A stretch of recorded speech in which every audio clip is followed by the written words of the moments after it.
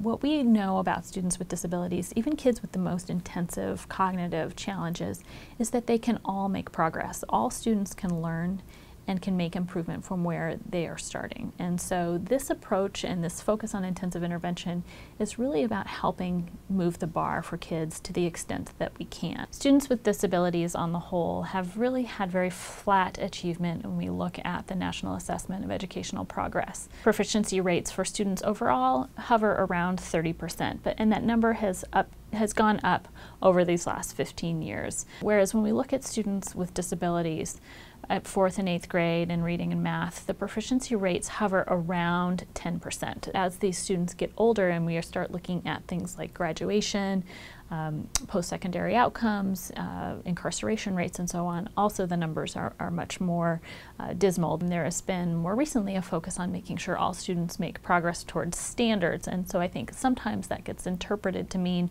we have to teach all students the same way because we have to get them to the same place. There is no such thing as an acceptable failure rate, and that this is a group of kids where we need to continue to look at data and individualize our instruction so that we can get these students closer to where we want them to be, and so that their performance is more in line with that of their peers.